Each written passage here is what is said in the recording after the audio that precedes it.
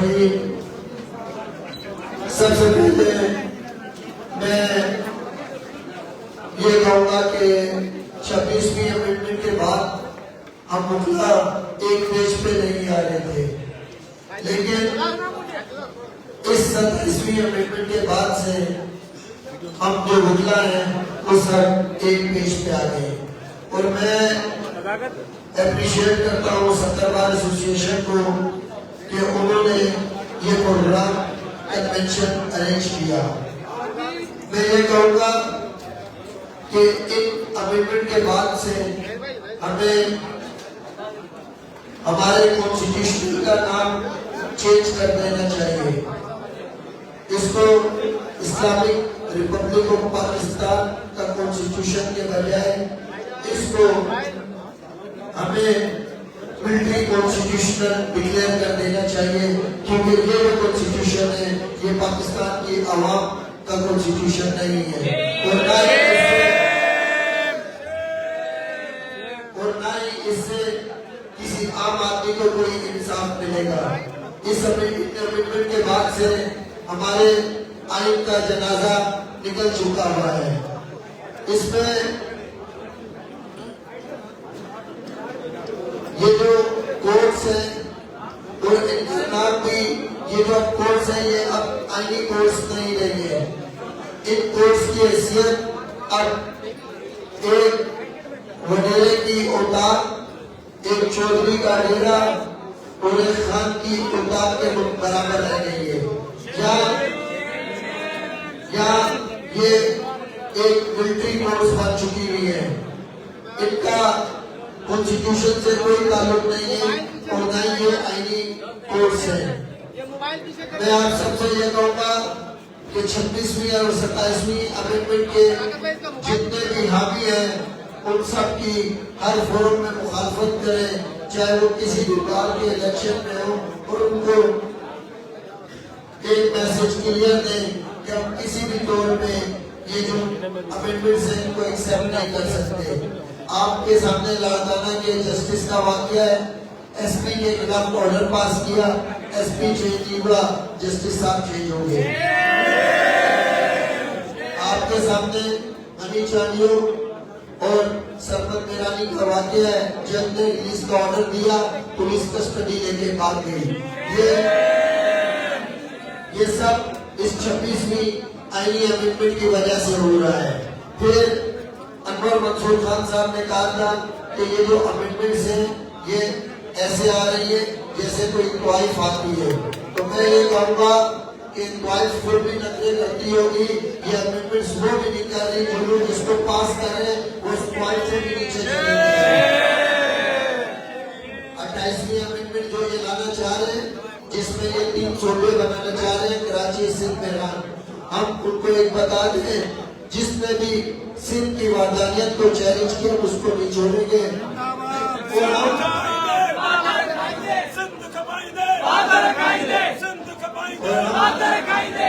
और हम किसी भी तौर पे सिंध की वादानियत पे कॉम्प्रोमाइज नहीं करेंगे। और हम 28वीं अमेंडमेंट में जो 18वीं अमेंडमेंट को रोल बैक करना है या एनएफसी से रेलेवेंट है, उसके जो भी मौजूद है उन सबको रिजेक्ट करते हैं और हम किसी भी तौर पे सिंध की वादानियत पे कॉम्प्रोमाइज नहीं करेंगे। एक बात मैं आपको बता दूं, असीम जमाली भाई के लिए हमारे कुछ दोस्त वोट कर रहे थे, हमारा मुखालिफ कैंडिडेट उनके पास गया और उनसे कहा कि हम आपके पास कुरान लेके आते। तो उन्होंने मुझे जब बताया तो मैंने उनसे कहा कि अगर कोई आपके घर पे कुरान लेके आए तो क्या तुम अपनी माँ बेच दोगे? उसने कहा अमीर भाई क्या बात करें? मैंने कहा धरती माँ होती है, इसके बदले में आपसे कह रहे हैं आप अपनी माँ बेच दें। आपके पास लोग पैसा लेके आएंगे, लोग आपके पास जॉब्स की ऑफर लेके आएंगे, लेकिन याद रखना उसके बदले में जो आप दोगे वो आप अपनी माँ दोगे, अपनी माँ को बेचोगे। इसलिए सोच समझ के कोई भी ऑफर लेना, सोच समझ के कोई भी काम करना। अब कभी जो इलेक्शंस है इसमें सिर्फ उन लोगों को वोट देना जो इस अमेंडमेंट्स के खिलाफ है, 27वीं अमेंडमेंट्स के खिलाफ है।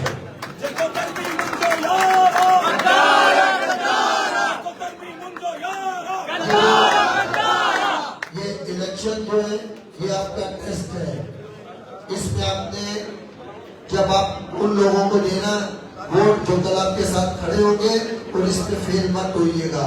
अब मैं आपको देता हूँ लायामल की बात है। तमाम दोस्तों से मुशावरत के बाद हम इस नतीजे पे पहुंचे हैं कि सिर्फ भर में एक हफ्ते के लिए अब कोर्स का बाइकाट करें।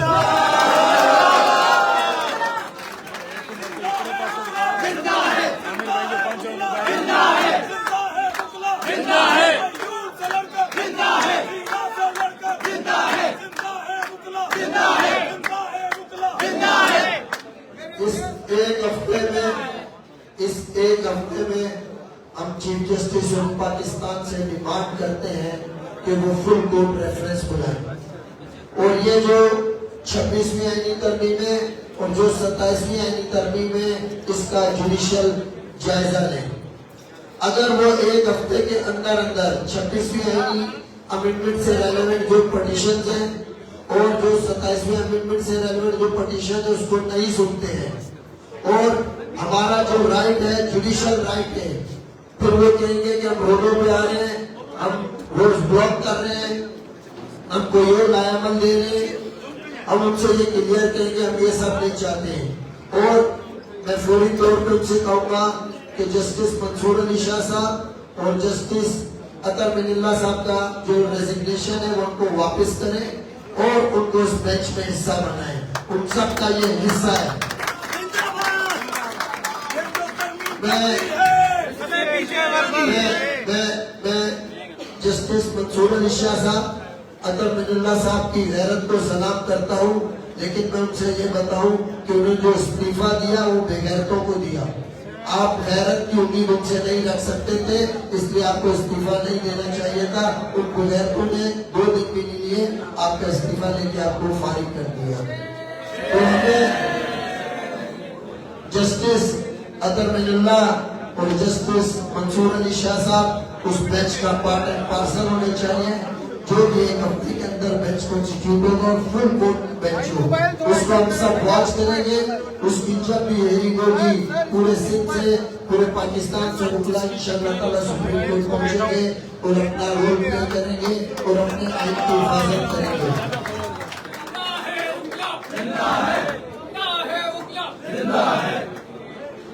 देखिए, एक हफ्ते के टाइम के पास अगर एक हफ्ते में इन्होंने ये सब नहीं किया, हम उनसे कुछ डिमांड नहीं कर रहे, हम उनसे आईनी डिमांड कर रहे हैं। हमारी आईनी डिमांड ये है कि जो भी 26वीं अमेंडमेंट है, 27वीं अमेंडमेंट है, इसका जुडिशियल जो है वो रिव्यू हो और जुडिशरी उसको तमाम सुप्रीम कोर्ट के जस्टिस देखें।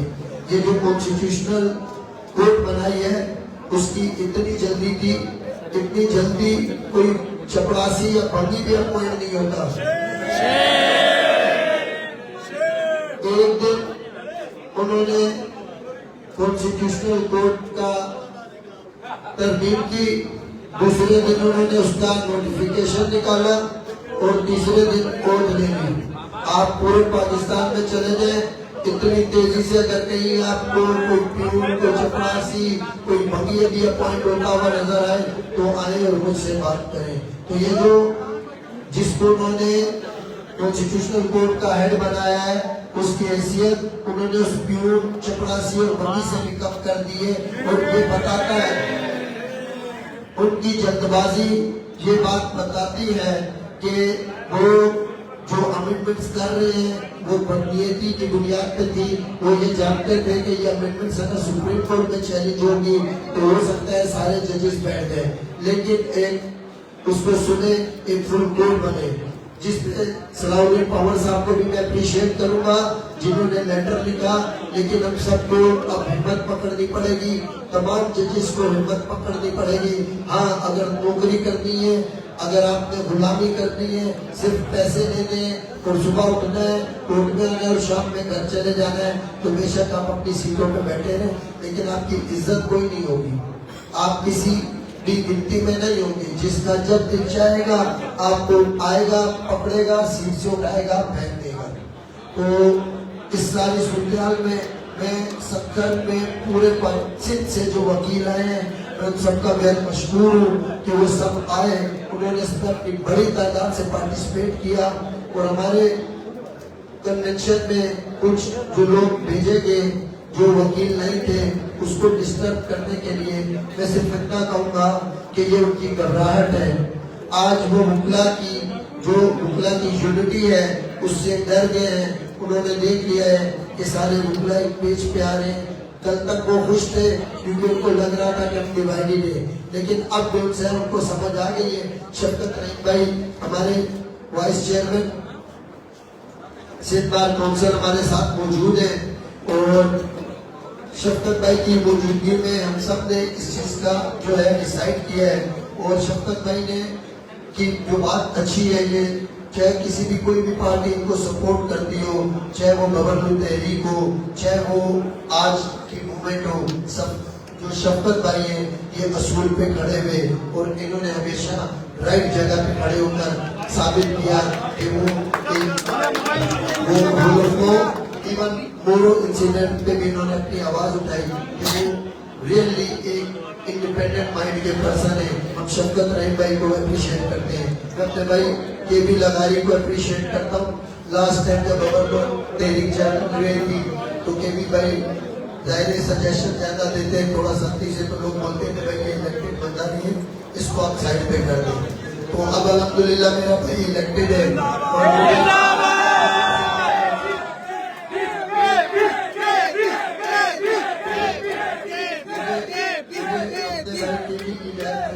खुशी है कि अल्लाह ताला ने कामयाबी दी और इस बात में भी कोई शक नहीं है कि उनका हाईकोर्ट बार का जो सदर का इलेक्शन था उसमें उनके पास चॉइस थी, या वो हैदराबाद जाके अपना इलेक्शन लड़ते या वो बबरलू में तहरीक में रहते।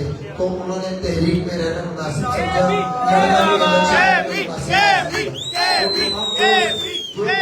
मौजूद है जितने भी है मैं आप सबका पूरे सिंध से और जो हर बार से अहदेदारों ने अटेंडेंस दी है वो इस बात को जाहिर कर रही है कि पूरी सिंध की बार एसोसिएशन अब इन पॉइंट्स पे क्लियर है कि वो इन 26वीं 27वीं अमेंडमेंट को किसी सूरत पे नहीं मानती और इनको टर्न डाउन करा के छोड़ेगी। आप सब दोस्तों का मैं बेहद मशहूर हूँ कि अपना कीमती टाइम निकाला और आप यहाँ पे आए। शफकत भाई वाइस चेयरमैन हमारे सिंध बार काउंसिल जो हमारे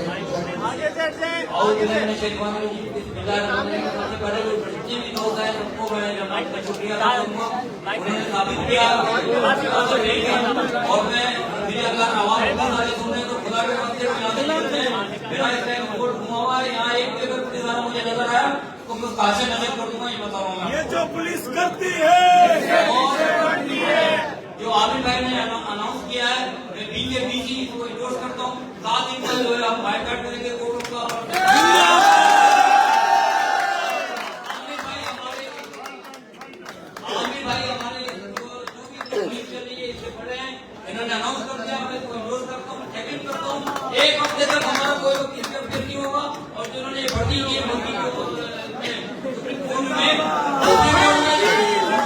सुप्रीम कोर्ट में जो भंगी भर्ती हुआ है, जो कॉन्स्टिट्यूशन नहीं कोर्ट बनी है, उसमें मैं अपने तमाम लोगों को कहता हूँ कोई भी माफिया ना हो, जो अपियर होगा मैं अगर जिनका वकील होगा तो उसकी जिंदगी मेंबरशिप कैंसिल कर दूंगा।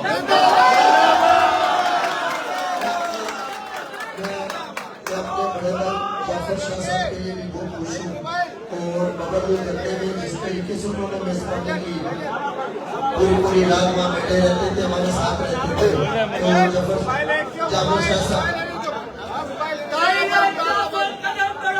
हम तुम्हारे साथ हैं, हम तुम्हारे साथ हैं।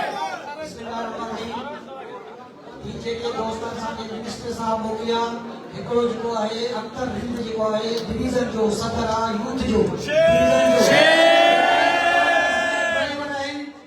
सोचे सम्झे खणी माण्हू आया जेके हिते दहशतगर्द करण आया असां इनखे कंडेम था कयूं ऐं इहो बि था ॿुधाइण चाहियूं जेको तव्हां सोचे आया आहियो उहो तव्हांजे लाइ उपकरण थियो आहे हाणे तव्हां पादर खाई करे